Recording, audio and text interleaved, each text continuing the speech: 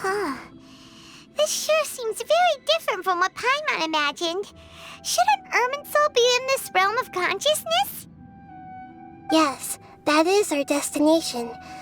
But I didn't expect the remaining consciousness of Greater Lord Rukkhadevata to be as polluted as this.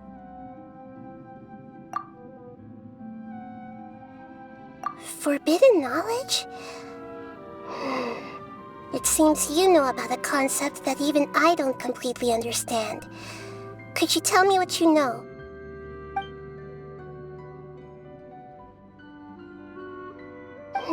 Your inference seems logical enough. Forbidden knowledge once polluted the desert thousands of years ago, but was successfully repelled thanks to King Deshret's self-sacrifice, and Greater Lord Rukkhadevata nearly exhausting her power. Then, a second instance of forbidden knowledge pollution occurred during the Conria Cataclysm 500 years ago. But I'm afraid it is much more serious this time, with Irminsul itself already in danger.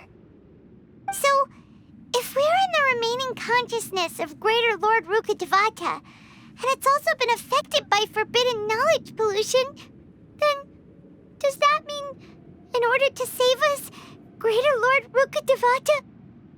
Yes. It's very possible that she sacrificed her life in the fight against forbidden knowledge. She didn't completely eradicate forbidden knowledge, but if it weren't for her actions, the pollution would have been far more rampant over these past 500 years. The way that everyone, including me, has forgotten everything about forbidden knowledge may very well be due to her restoration of Irminsul. Aww. Do you feel sad, Nahida? I'm just sharing her pain. The pollution of her consciousness here is severe. There is madness, chaos, and pain all around us. Did she fight to resist the forbidden knowledge pollution in such terrible conditions, all the way up to her last breath? She even used her last remnant of lucid consciousness to leave a clue for us to follow. Yes, her words were distorted by forbidden knowledge, so that's all we could hear. But now, we have a chance to find the answer to this mystery. We can cross the polluted consciousness until we found the right path to meet with her lucid consciousness. And then, we'll let Greater Lord Rukkhadevata tell us the truth in person. Each of us need to be mindful of the state of our own consciousness while we are here. Even with the Gnosis's protection, we must always keep a clear mind. Otherwise, we could go mad at any moment. That's so scary. Don't worry, it should be easy enough for you to keep that mind of yours clear, Paimon. Let's go.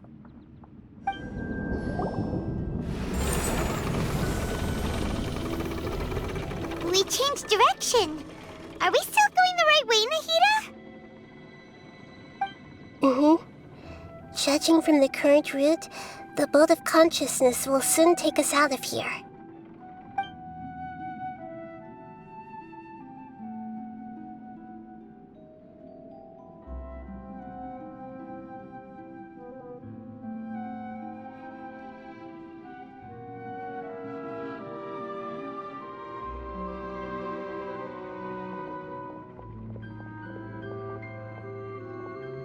We'll be arriving at our destination soon. How are you feeling? Are your minds still intact? Huh? But everything's been completely normal for Paimon. Hopefully there won't be any more interruptions. This time, we should be able to meet Greater Lord Rukkhadevata. Are you saying you've never met Greater Lord Rukkhadevata before? No. It seems that my birth and her death took place at the same time. Otherwise, I think she would have given me a little more guidance, and I could have done a better job. Hey, you've done a great job, Nahida. Let's get out of this creepy place and go meet her.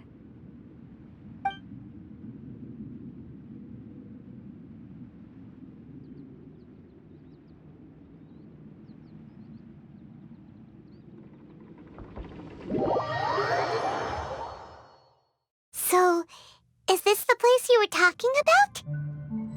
The base of Irminsul?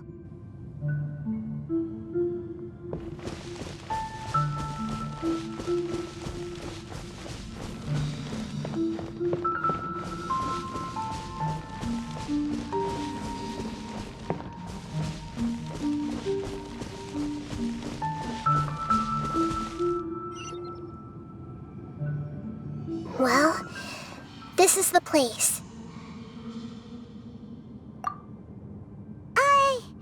We're here to find Greater Lord Rukkhadevata, right? But the one standing over there is... Is that me?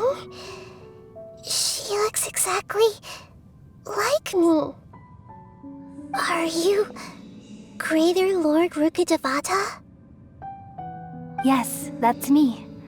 Are you surprised by my appearance? Irminsul and the surrounding lands have been reproduced here as they were years ago. But this is just a realm of consciousness. We are manifestations of the same nature, hence why we would appear exactly the same. We're of the same nature. Why? Because you are me, and I am you. You are me in the new samsara. The new samsara? As Greater Lord Rukkhadevata, I'm the avatar of Irminsul, and you are the purest branch snapped from Irminsul. Imagine it this way. Even if a tree dies, its branches will eventually take root and grow, continuing the tree's life in another form. I'm merely the remaining consciousness of Greater Lord Rukkhadevata. The real me has presumably died a long time ago.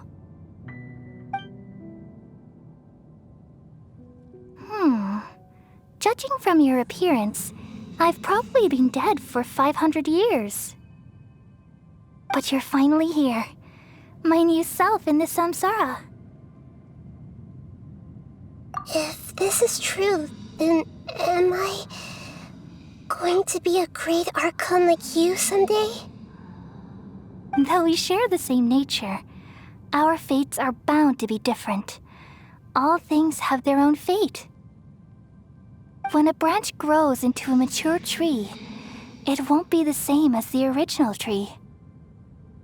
That's why fate is the ultimate knowledge, isn't it?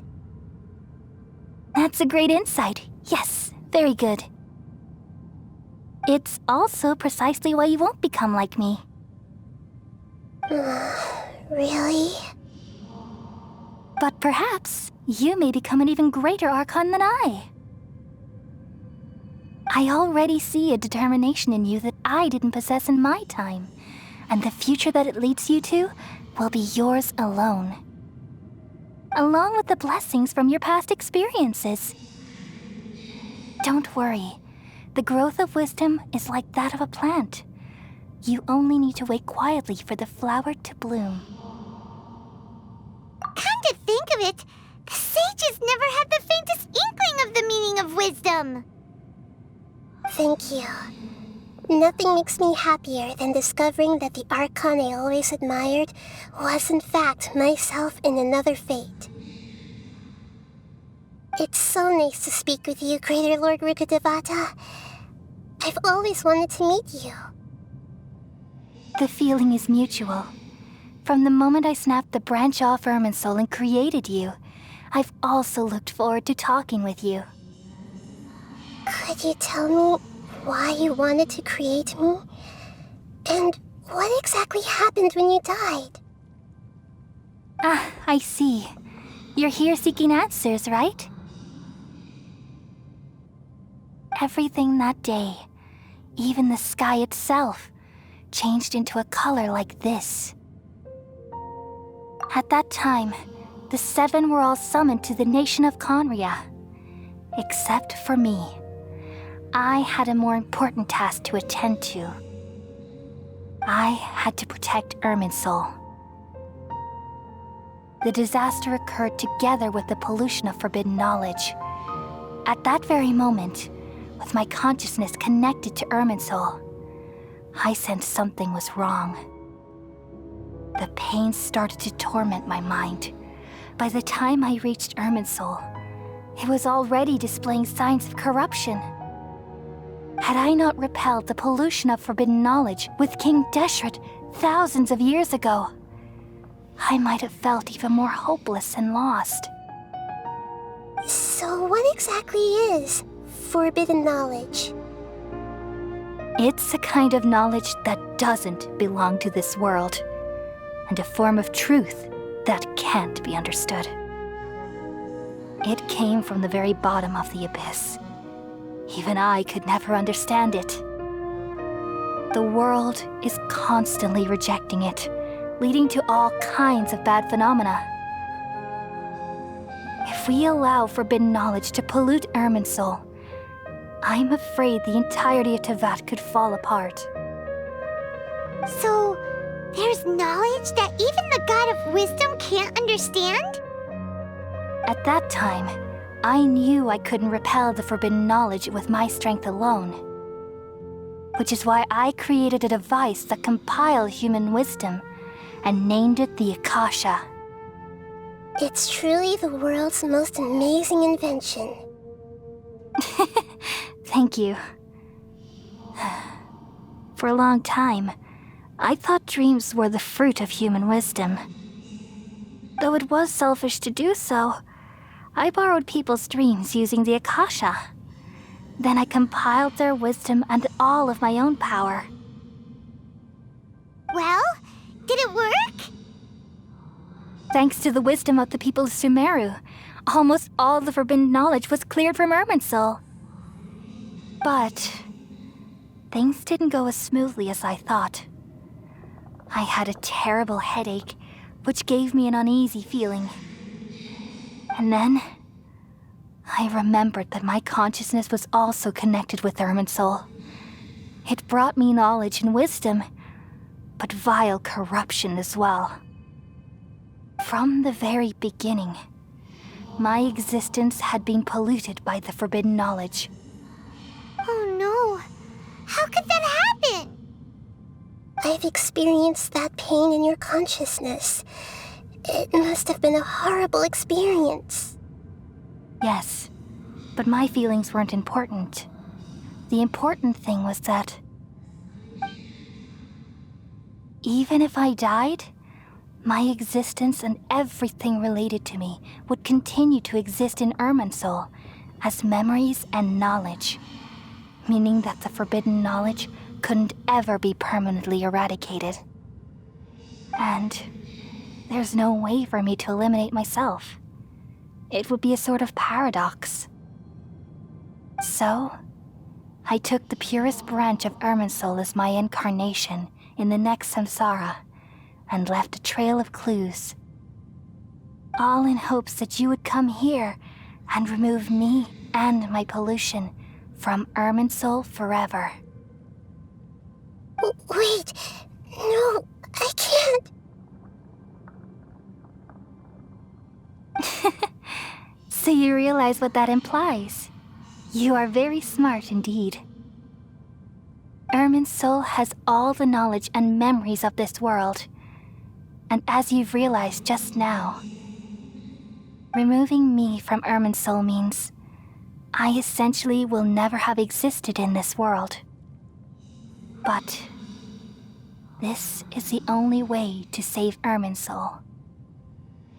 People love you so much, and they've missed you so much over the past 500 years.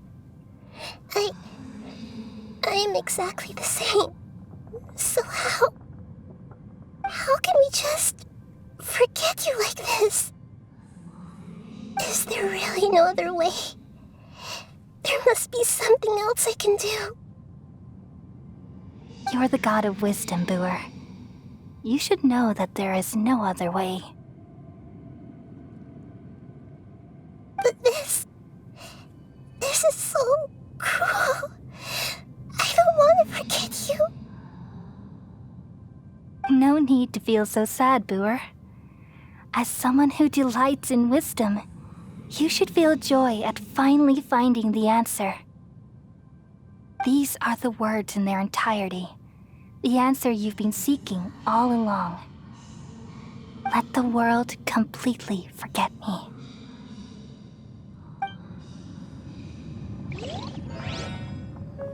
We all nestle under the great tree of wisdom, peering out to perceive the world. From the earth and from the rain, we perceive its wonders until we become a white bird to perch atop a branch and finally snap off the most important leaf. Once upon a time, I alone dreamed in this world. In my dreams, everybody would also dream after they fell asleep. Wild and wonderful thoughts would emerge from their minds. Some tumbled to the ground, and others floated to the sky, connecting all things in the world into one dazzling net. Among a plethora of worlds were numerous smaller worlds, all of fate, finding within the tapestry their brilliant glow. I gradually understood that these indescribable and constantly changing things are the most profound things in the world. Only they can completely repel the madness. Only dreams can awaken consciousness from the deepest darkness.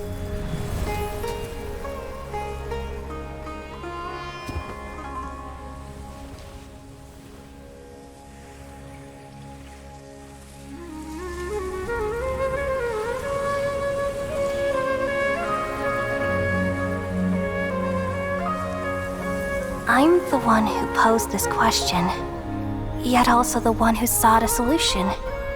Saving the world with the dreams of the people used to be my answer. And now, you've also found your own answer, and I shall return all the dreams to the people.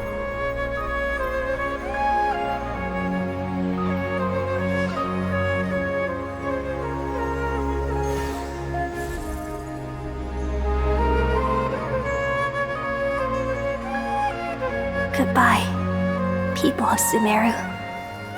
May you be blessed tonight with the sweetest of dreams.